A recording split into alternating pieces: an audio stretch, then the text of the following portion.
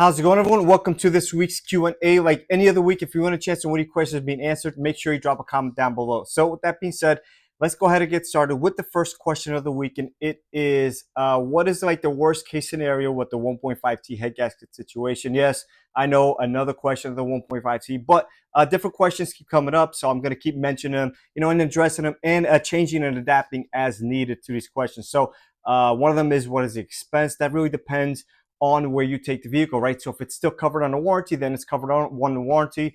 And, it is what it is. You don't pay anything. If you have an extended warranty, maybe you have a small deductible or something along those lines. But if you're outside the dealer or outside the warranty, I would say good rule of thumb is anywhere between $3,000 to $5,000 or so for that. So the follow-up question is, what is the worst case scenario? So worst case scenario is you need a head gasket, the head is warped beyond repair, and the block is also warped. At that point, the best option, in my opinion, would be a new short block with a new head and a new head gasket with some head studs. Again, if it's covered under warranty, then you really don't have a choice. And say it's really depending on what the tech finds. If you have an extended warranty, at that point, the warranty company is going to come out and look at it, and they're going to be the deciding factor. We submit what we see. We show them measurements. We show them, the warpage and stuff like that with the fuel gauge and the straight edge, and then they decide what to do from there. They might opt for a used engine, or who knows. But again, I'm not really for the used engine, because you're going to get a used engine. You really don't know the history, and chances are it's halfway through blowing a head gasket as well. So hopefully they agree to replacing the short block, the head, and the head gasket with OEM head bolts, which is kind of a band-aid fix, but it is what it is. So if you're outside of all that, then and you get it repaired, what is the life expectancy after the repair? So Honda only allows us to replace the head gasket themselves. They want us to measure the bolts and stuff. If the bolts are within spec, we can't replace them. So at that point, we're doing just a head gasket, and we're putting on the same bolts. Now, if they're already stretched once, that means that we go and torque them again, and it's just not going to last as long as the first time. So if you say, let's say you want 80,000 miles or so, then the second time I would probably say maybe you got another 60 or so out of it. So again, none of this is straight cut and clear, just averages and kind of what I'm seeing in the shop. So if you're out of warranty, I would highly, highly, highly recommend getting either Inline Pro head studs or ARP head studs. They're probably both made by ARP, but anyways, they are different, but either one you can get your hands on is fine by me. The last one I did, I used ARP heads, Inline Pro head studs, and they work just fine. You do torque them a lot more than the OEM head bolts, and they are made out of stronger material. So it should keep the head from lifting. Now, we've seen guys replacing those head bolts with head studs and having great success, not having a second head gasket blow.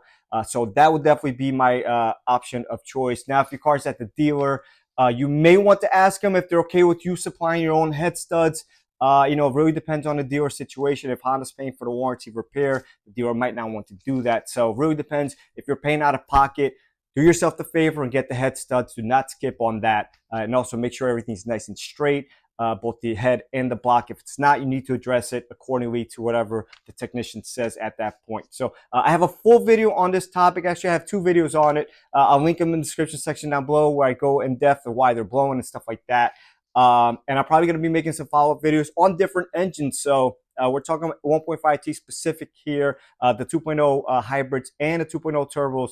We're seeing an uptick in head gasket issues as well. So I plan on making a full video. I'm not sure if I'm going to include both in one video or not, or make two separate videos, but definitely within a couple weeks, maybe a month or two at max.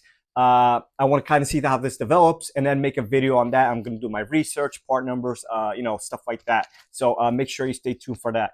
But for the 1.5T stuff, I'll link the videos in the description section down below once again. So hopefully that's the question for you. All right, so the next question is, what are my thoughts on purchasing OEM Honda parts from eBay and Amazon? And I'm going to tell you right off the bat, 99% of the times those parts are fake. If the price is too good to be true, that means it's too good to be true. You're not getting a heck of a deal. Believe me when I tell you, a lot of people have brought me these OEM parts from Honda, and just opening them out of the package or out of the box, I could tell immediately that they are counterfeit. So a lot of these places are printing out their own labels. Yes, they'll use maybe the same brand pump, but it's not the same exact thing. Time belt, same, the pump would be the most critical part. So Again, if the price is too good to be true, it is. If the price, let's say from Honda, is $250 and you found an OEM pump going for $100, I promise you, 9 out of 10 times, it's going to be fake. So if you want to guarantee that you're getting the best quality parts, OEM is always the best use. You do not want to play with timing stuff, essentially spark plugs, stuff like that. Critical engine parts, you don't want to take a gamble on. Not only do you risk catastrophic failure, but in the event something goes wrong and it's not catastrophic, now you have to pay your mechanic or your technician once again. Or if you did it yourself, you have to go back in there and do everything all over again. So again, if it's too good to be true, I promise you it probably is. So, it pays to, just pay a little bit more sometimes, just get the OEM stuff. Now, if it's like brake pads, you want to take the chance, whatever, you might save a few bucks or whatnot. But critical engine stuff, electronic stuff, and things of that nature, I would stick to purchasing from your local dealer or an online store that is a Honda dealer, Acura dealer. So hopefully that answers the question for you. All right, so let's say you're going on a road trip, right? What should you check before you go on that road trip? Now, the person that asked this question, I answered it for them, and they had a relatively low mileage vehicle, but this should probably apply to all the vehicles. Now, as the vehicles get older, obviously you have to take other things into consideration, but generally speaking, this is what you're going to want to go ahead and check. So first things first, you're going to want to check tires, both condition and the date and inflation, tire pressure on them. So all tires are stamped with the date, month, or excuse me, week. So it'll be like 22, 25, let's say. That means the tire was produced on the 22nd week of 2025. So it's a 4-digit date. The first two codes are the week, and then the second two are the year. So a general rule of thumb is every 5 years or so, replace the tires. If they're at about 430 seconds or so, that's when you start thinking about replacing them as well. And obviously check your tire pressures. You don't go down a highway and your tires only have 22 PSI, and you need to be like 32, 34, whatnot. So after that, wipers. So you don't want to get caught out in the rainstorm and you have bad wiper inserts, wiper blades. So very simple. Most people do the wipers themselves. So go ahead and check and do those if needed. Check all your fluids. Make sure they're topped off. Make sure you don't need an oil change, things of that nature. Now, if you haven't done like a transfer in a while, you'll probably be okay. If you're going on a road trip, probably be a lot of highway mileage, and it'll be fine. But you want to make sure all the levels are good. Coolant, power steering if it still applies. If there's some vehicles out there still with them, washer fluid, trans, if it has a dipstick, things of that nature. Also, take a visual look, make sure nothing is leaking. You don't have any coolant leaks, any fluid leaks, or anything like that. Also, you may want to consider an alignment, right? So if your car is pulling or the steering wheel's crooked, do you really want to go on a 2,000 or 3,000 mile trip with a steering wheel that's like this? Probably not. A, it's going to be really uncomfortable for you to counter it all the time. And B, you're going to cause a lot of tire wear. So I would highly recommend doing that. A good rule of thumb is once a year or every 12 to 15,000 miles. Now, here in my area, we could do an alignment. A week later, the car's back. Chances are they hit a pothole. There's so many potholes in this area that it's just almost unavoidable. But you almost have to pick which one is the lesser pothole or the smaller pothole to hit sometimes. So, it just is what it is. But general rule of thumb, once a year, every 12 to 15,000 miles or so. Now, if you feel like the car is driving straight and it's good and you want to go 2 years, 30,000 miles, whatever, that's fine as well. But just a general rule of thumb. Also, check your battery. Now, my rule of thumb is every 3 years, I'm replacing my batteries. I don't care if they're testing good, because the minute they fail, it's going to be A, to my wife, and B, at the worst possible situation. So I don't want that happening. So every 3 years or so, I start thinking about it. And then when I get a second to do it, I go ahead and replace a battery. Yes, I know batteries are expensive, but again, if you get stuck out on the road, it's probably going to be at the worst case situation, and you're going to have to call a tow truck. You're going to have to wait. It's just going to ruin your trip. So you don't want that happening. Now, if the battery is fairly new, great. If you don't want to do the battery, if you have a jump box, I do videos on these Loki Thor ones all the time. They're great.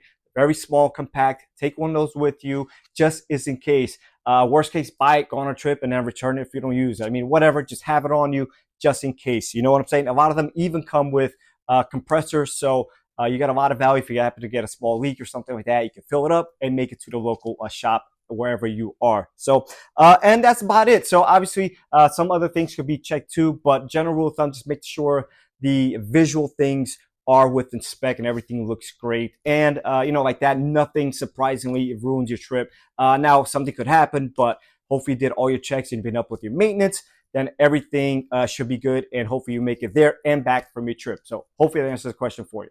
All right, so the next question is, what are my thoughts on using a memory saver? Now, we used to use memory savers a long time ago when we would do batteries on these older Hondas that required a radio code. Now, most of the new ones do not require a radio code anymore, so we kind of went away from, using those. But if you want to go ahead and use one, usually they hook up to your OBD2 connector, and you just hook it in and just saves, just gives it a little bit of juice so the radio memory doesn't die, and other memories as well. But most specifically, the radio stuff, that's what typically we use it for, so we don't have to pull out radios. Some people didn't have the card in them, and things of that nature. So not a bad idea to use it, not absolutely needed, but if you wanted to use it, I don't see any issues with it, and you should be fine. So hopefully that answers this question. All right, and last but not least, question of the week. And once again, if you want a chance to win any questions being answered, make sure you drop a comment down below. So the question is, to flush or not to flush? So this mainly goes for like trans and coolant services and stuff like that. And and the question is, should you use like a machine or something like that to flush these items? We typically do not use machines, and the problem is with machines, a lot of the times the cars are older already. You have a couple of weak points, whether it be on the radiator, whether it be like some rust starting to build on the trans line or something like that, and or power steering line even. And you could cause an additional issue that wasn't there before. Now, before doing these flushes, obviously you should be checking, making sure everything is good.